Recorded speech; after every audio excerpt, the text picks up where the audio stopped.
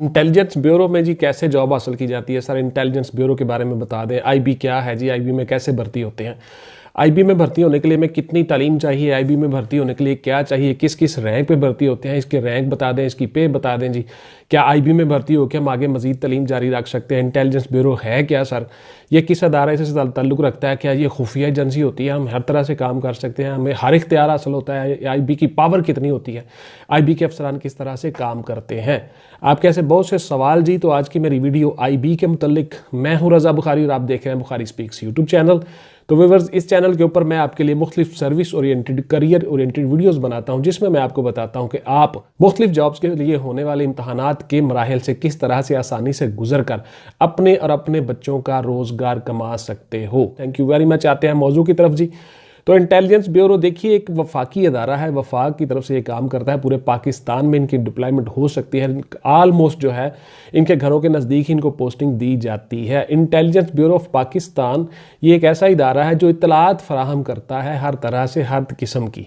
इनकी क्या क्या चीज़ें होती हैं ये आपको इंडक्शन के बाद ही पता चलेगा। मैंने आपको बताना है कि आप इनके मराहल से किस तरह से गुजर सकते हो और किस तरह से जॉब हासिल कर सकते हो।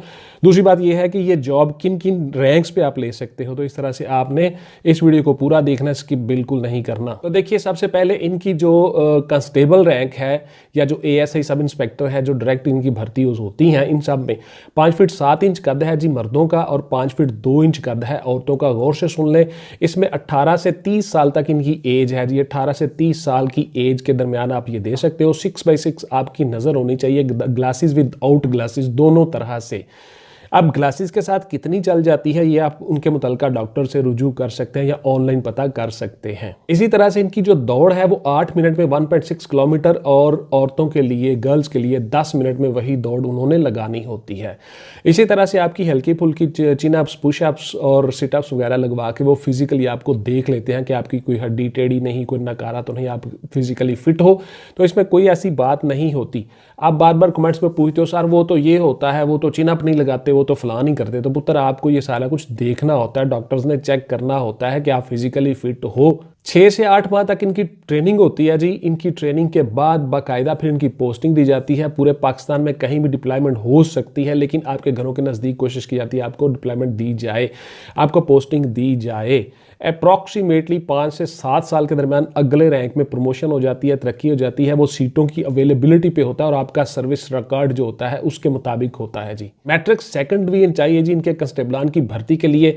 इनके कंस्टेबलान की भर्ती के लिए इनका स्केल जो है वो ग्रेड 7 होता है जी। 7वें स्केल में इनकी इंडक्शन होती है, उसी हिसाब से इनकी पे होती है। अप्रॉक्सीमेटली जो इनकी पे है वो 28 से 30 हज़ार के दरमियान होती है जी। यूनिफॉर्म जॉब है, गौर से सुन ले। आप फिर पूछते हो ये सवाल इस तरह के, तो ये जो सर्विस के हिसाब से होती है आपकी पे ऊपर नीचे हो सकती है। मैं अप्रॉक्सीमेटली आपको बता रहा हूँ। इसी तरह से इनके जो कासद, नायब कासद और इसी तरह से ऑफिस बॉय, रनर बॉय, इनके कुक और इस तरह के जो माली शाली, इनके जो दर्जा 4 के जिनको मुलाजिम कहते हैं, इनकी ग्रेड 4 में होती है जी पे से और सारा कुछ। और उसी तरह से उनकी ड्यूटीज होती हैं, ये दफ्तरों में काम करते हैं। छोटा अमला होता है, इनको डाक शाक लेके जाना, फाइलें पकड़ाना, इधर उधर ये सारे काम करते हैं। उसके साथ जो कुक होते हैं वो आपके खाने शाने के काम करते हैं। इसी तरह से आपके जो स्वीपर होते हैं वो सफाई का काम करते हैं। ये सारे के सारे भी इंडक्शन होती है इनकी आलमोस्ट जो उनकी एजुकेशन है वो प्राइमरी चल जाती है, कुछ में मिडल है। इनके ड्राइवर्स हजरात और इस तरह के कुक जो है वो मिडल है और मुतलका फील्ड में एक्सपीरियंस भी होता है इनका। इसी तरह के से जो इनके हेड कंस्टेबलान हैं जी, उनका ग्रेड 8 से 9 तक के दरमियान होता है जी। प्रमोशन जो वो सीनियर हो जाते हैं उसी हिसाब से इनकी जो पे है अप्रॉक्सीमेटली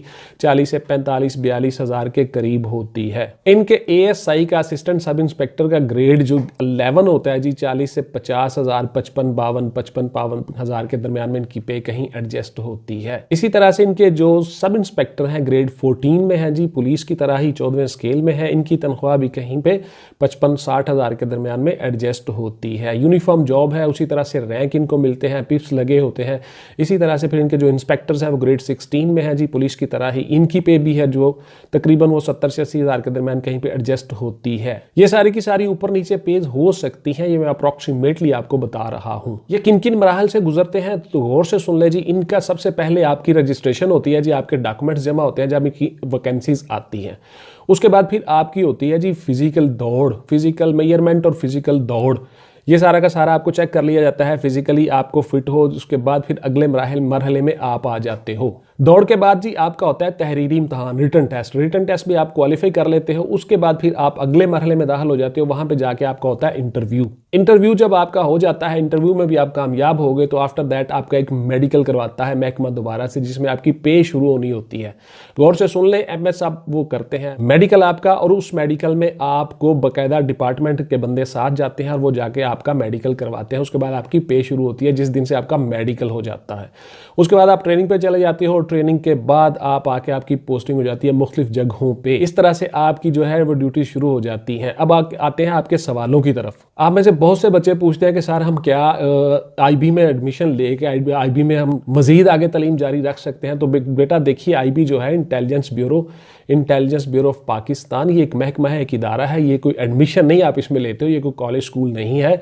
आपकी जॉब शुरू हो जाती है और उस जॉब में आप रह के, सरकारी जॉब है, उसमें आप आगे मजीद तालीम प्राइवेट तौर पे अपने तौर पे पढ़ सकते हो, कर सकते हो, लेकिन आप रेगुलर क्लासेस यूनिवर्सिटीज़ में जाके नहीं ले सकते। इसी तरह से आपका सवाल होता है कि क्या सर हम कोई और बिजनेस साथ में कर सकते हैं, कोई कारोबार कर सकते हैं छोटा मोटा, अपनी पे, अपने अखराजात ज़्यादा करने के लिए, अपनी इनकम, अपना रेवेन्यू जनरेट करने के लिए? तो बिल्कुल नहीं जी। आप सरकारी तौर पे बंदे होते हो, सरकारी बंदे होते हो, आपको अलाउ नहीं होता कि आप कोई ज़ाती बिजनेस करो या कोई साइड बिजनेस करो या कोई इस तरह की चीज़ करो जिससे आपको अर्निंग हो सके। आपने डिपार्टमेंट के काम करने होते हैं।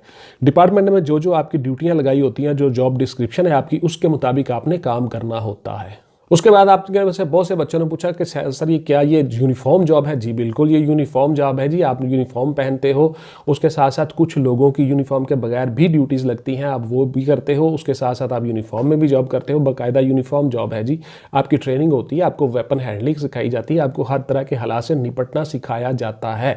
इन्वेस्टिगेशन एजेंसी है जी, पुलिस की तरह ही ये भी एक एजेंसी है जो मुख्तलिफ इन्वेस्टिगेशन करती है मुख्तलिफ क्रिमिनल्स के खिलाफ। फिर आप में से बहुत से बच्चों ने पूछा कि क्या सर हम CSS कर सकते हैं, PCS कर सकते हैं, आगे जा सकते हैं? जी बिल्कुल, आप CSS कर सकते हो, PCS कर सकते हो, PMS कर सकते हो, आप आगे जा सकते हो। और इसी तरह से आपको महकमा NOC देता है, डिपार्टमेंटल परमिशन सर्टिफिकेट, आप लेके आप कोई भी एग्जाम, कोई भी इम्तहान दे सकते हो।